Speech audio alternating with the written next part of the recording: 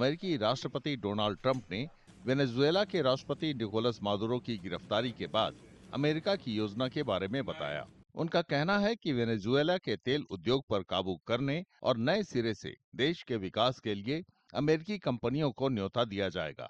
सवाल है कि ट्रंप की योजना का वैश्विक तेल बाजारों पर क्या असर पड़ सकता है। जानकारों का कहना है कि फिलहाल ज्यादा असर पड़ने की संभावना नहीं है। वेनेजुएला में दुनिया का सबसे बड़ा तेल भंडार है, लेकिन अभी यहाँ रोजाना सिर्फ 10 लाख बैरल से थोड़ा ज्यादा उत्पादन होता है। ये वैश्विक आपूर्ति के 1% से भी कम है। तेल बाजार में पहले से ही पर्याप्त आपूर्ति है, लिहाजा अगर वेनेजुएला तेल उत्पादन बढ़ाना चाहे तो उसमें वक्त लगेगा। Companies have been too scared to import Venezuelan oil because they have interests in the US also and they want to transact business in dollars.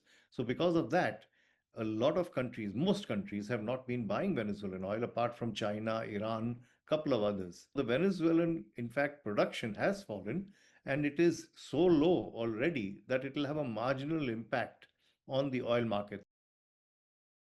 Trump की योजना कितनी व्यावहारिक है? भ्रष्टाचार, कुप्रबंधन और अमेरिकी प्रतिबंधों के कारण वेनेजुएला का तेल उद्योग सालों से परेशानियां झेल रहा है। तेल उत्पादन 1999 में लगभग 35 लाख बैरल प्रतिदिन होता था, अब सिर्फ 10 लाख बैरल रोजाना है। उत्पादन बढ़ाने में सालों लगेंगे। इसके लिए अरबों डॉलर का निवेश चाहिए।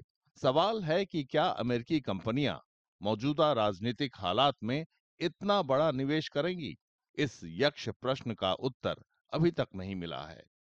वेनेजुएला का तेल कच्चा तेल है।